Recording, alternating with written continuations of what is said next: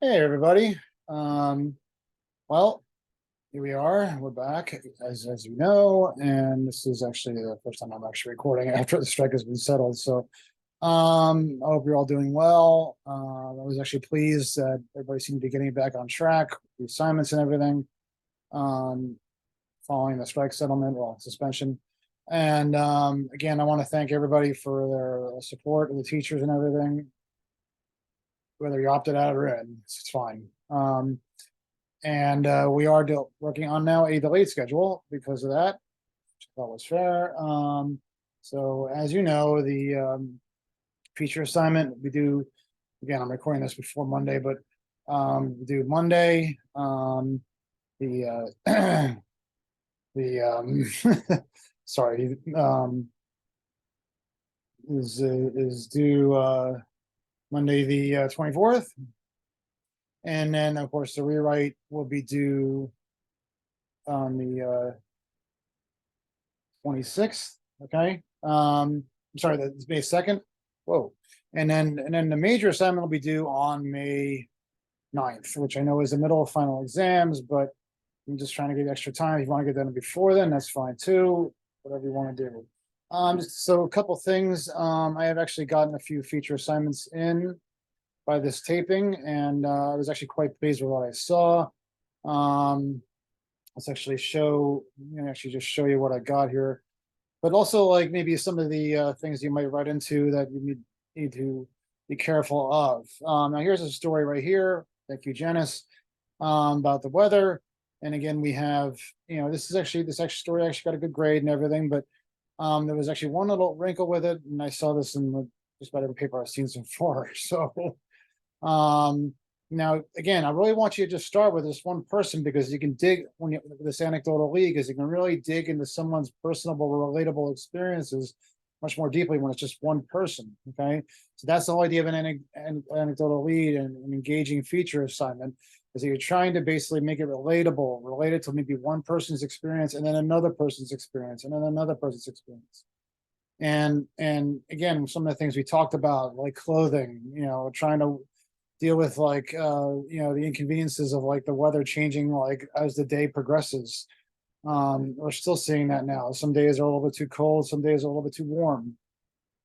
As Rutgers student Gabriel Wilson, is that you say that, gets ready for the day, he opens the window to get a better sense of the weather. The morning cold prompts him to throw on a sweatshirt and a jacket as he exits his dorm. Now, one thing you notice here, very important, this is being paraphrased. Okay, I really want to see your words being used here. You've had a whole semester to kind of train up to this, to basically use your words to tell a good story. And you can do that. So you don't have to rely so heavily on a direct quote. Okay.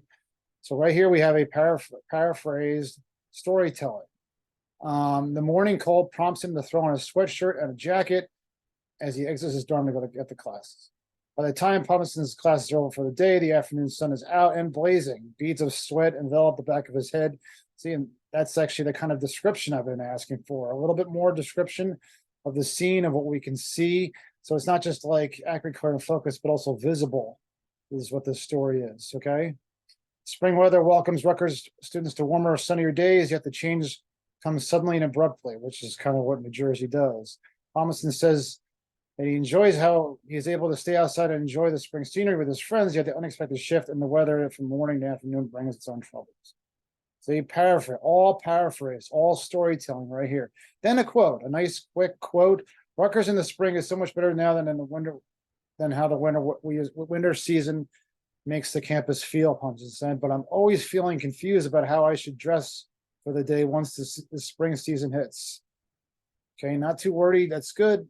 And basically kind of goes right to the heart of like maybe it was like the number one problem with the weather this time of year is how to dress. And then then eventually the reader gets to the point where they're saying, okay, come on, tell us where the story is about. Should I just keep reading?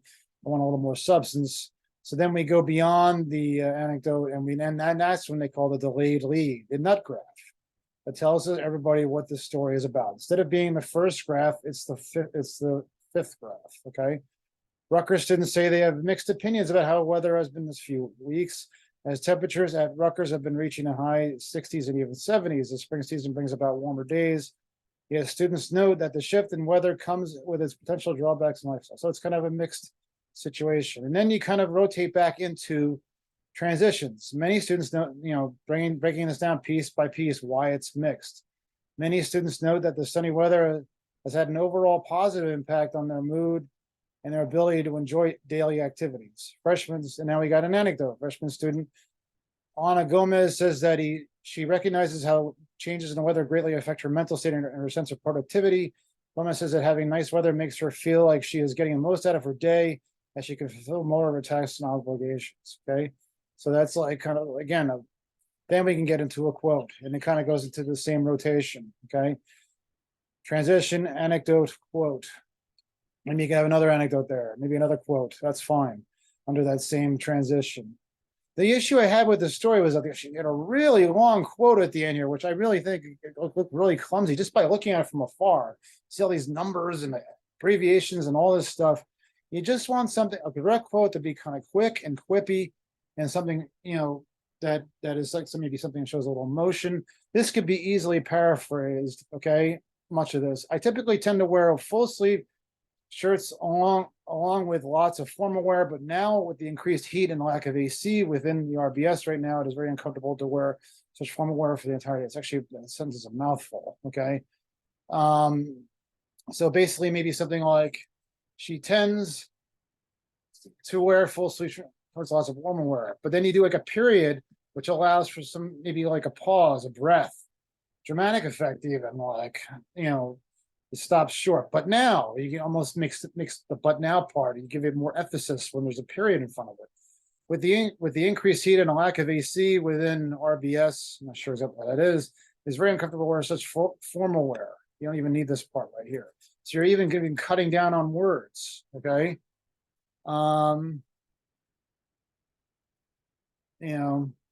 mean, even like this part right here, probably she has class from 10 a.m. to 9 p.m. every day, but she's been struggling with how warm the temperature has been. And then this is a good emotional quippy quote. Start it right here. See, we cut down on words, we made it easier to read. It sometimes feels like inside temperatures reach up to 80 degrees, and that's it, she said. Much better reading, sentences, pauses, the whole thing. Okay. And there's fewer words, easier to read, quicker to read, the whole thing. Okay. That's what I'm looking for here. Okay. I'm looking for that kind of more descriptive writing that comes from you. Okay. Don't be just stenography. Be a storyteller. Okay. So that again is the feature assignment. And again, oops, this is actually assignments. Again, going to the assignments. As we see here, this is actually the teacher's look. Again, we had the major assignment proposal already, but we have, again, guys did this. I appreciate that. Data journalism rewrite. Feature this, it was a toughie, and I talked to a few of you if you had like extra trouble on that. So remember that, okay? But the feature assignment should be much more of an engaging story. Okay. Please get those all in by Monday night. And then you have your feature rewrite, which will be due. I said May. It's actually due on the 24th, actually due May 1st. Okay. And then you'll have your major assignment due on May 8th. I said May 9th. I'm thinking my other class. I apologize for that. Okay. All right. Now, in this one, again, there's no rewrite. So I really want to see some rough drafts ahead of time. I've actually seen a couple already.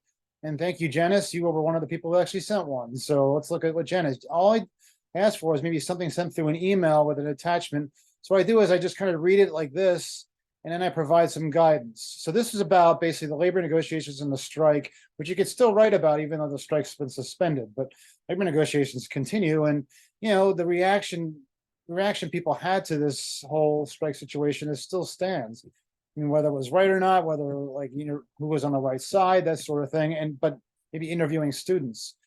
So right here, my big thing here was that she had a good lead. She had students at Rutgers University say they're displeased with the university administration's responses to labor negotiations.